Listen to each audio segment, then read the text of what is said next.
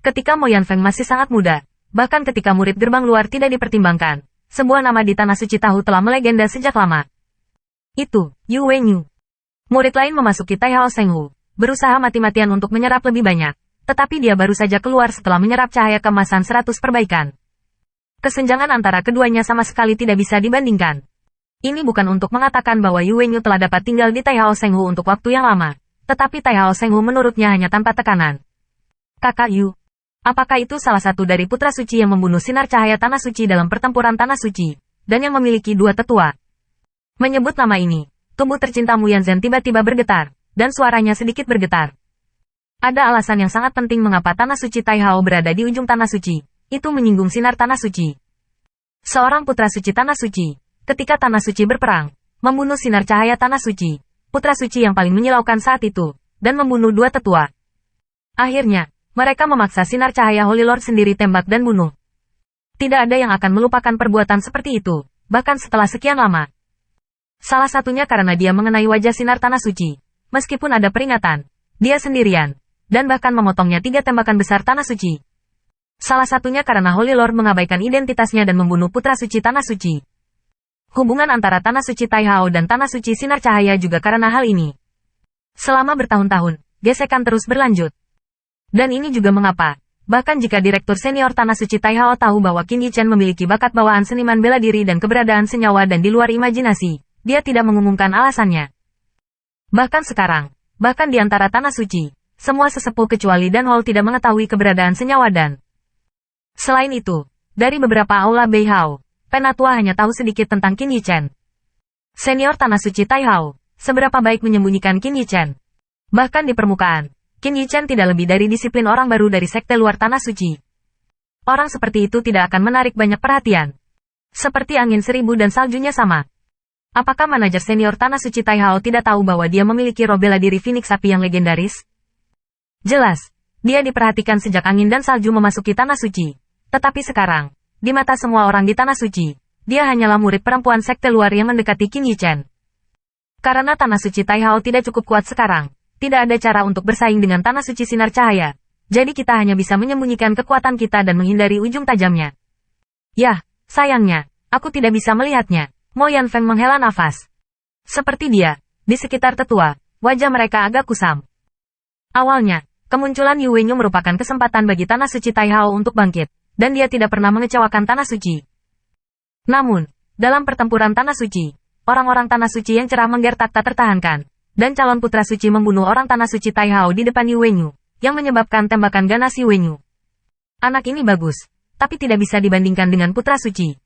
Seorang penatua berkata, dia masih menghormati Yu Wenyu sebagai putra suci Tanah Suci.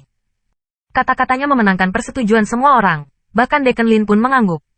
Yu Wenyu benar-benar jenius Tianzi yang jarang terlihat dalam 1000 tahun, sehingga rekan-rekannya hanya dapat melihat ke belakang. Bahkan sinar cahaya Tanah Suci dapat membunuh, cukup untuk melihat betapa mengerikan kekuatannya. Anda tahu, sebagai orang dari putra suci Tanah Suci, yaitu untuk menekan keberadaan generasi muda Tanah Suci. Tetapi di depannya, tidak mungkin menahan satu pukulan pun. Dibandingkan dengan putra suci Tanah Suci, apa yang begitu mudah dibunuh oleh Qin Yichen? Tanda seru. Tanda seru. Mo Yanfeng tidak membantah. Bahkan jika dia sama bangganya dengan dia menghela nafas pada Yu Wenyu. Namun, melihat siluet itu, yang terbungkus dalam cahaya kemasan 100 perbaikan di bawah danau, dia terdiam. Ini adalah hari keempat. Apalagi masih di posisi 30 zang. Awalnya, dia hanya turun ke 20 zang. Meski 5 hari bukan batasnya saat itu, tidak ada lagi. Jika dalam 30 zang, dia bertanya pada dirinya sendiri, bisakah dia bertahan selama 45 hari? Tanda seru. Tanda seru. Apalagi, dari situasi Qin Yichen saat ini, sepertinya tidak ada niat untuk keluar. Ini yang paling mengerikan. Benar saja, hari keempat berlalu dengan cepat. Bukannya mengurangi jumlah penonton, malah semakin banyak. Pada akhirnya, beberapa sesepuh harus membatasi akses semua orang, jika tidak maka akan sangat padat. Oleh karena itu, pada hari kelima, kecuali beberapa tetua, hanya ada Mo Yanfeng dan Mo Yanzhen 5 bersaudara. Di bawah danau, cahaya kemasan membentuk kepompong, membuat orang tidak dapat melihat situasi di dalamnya. Bahkan beberapa sesepuh hanya bisa samar-samar melihat siluet di dalamnya. Oleh karena itu, mereka tidak tahu bahwa Qin Yichen menyerap dan memurnikan cahaya kemasan 100 penyempurnaan dalam kepompong ini tanpa tekanan. Meskipun, sebagai akibatnya, efek penyempurnaan tubuh telah menurun. Tetapi alam Qin Yichen sudah sangat dekat dengan alam tingkat tinggi. Menyerap 100 refinement cahaya kemasan untuk meningkatkan alam. Ini bukan kenaikan paksa seperti obat spiritual. Dan tidak akan meninggalkan bahaya tersembunyi. Karena, cahaya emas 100 penyempurnaan adalah asal-usul sejati setelah ribuan palu, ratusan penyempurnaan. Ketika asal-usul sejati ini digabungkan ke dalam tubuh, mereka selalu menempa tubuh manusia, termasuk meridian dan sebagainya. Inilah sebabnya, setiap orang yang memasuki danau suci akan menyerap sebanyak mungkin cahaya emas 100 refinement. Ini berlaku bahkan untuk burung Yu 1000 asli. Jika ada bahaya tersembunyi, bagaimana Royal 1000 Feather dapat bertindak? Ketika Qin Yichen menyerap 100 cahaya kemasan, binatang kecil di bahunya juga menelan 100 cahaya emas dengan mulut besar, seperti hantu yang belum makan selama beberapa tahun dan tidak tahu dia kenyang.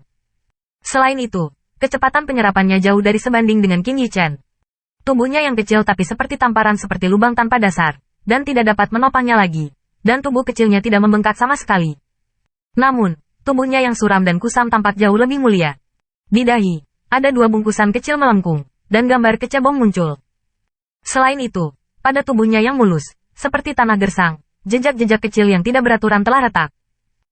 Namun, jika Anda melihat keseluruhannya dari kejauhan, jejak yang tidak beraturan itu tampaknya mengikuti beberapa aturan, sehingga membuatnya terlihat seperti penampilan tokek yang tidak lucu. Pada hari kelima, ada lorong sunyi. Di bawah danau, kepompong cahaya masih ada, tetapi jika Anda perhatikan dengan teliti, Anda akan menemukan bahwa kepompong cahaya masih jauh lebih redup dibandingkan pada awalnya.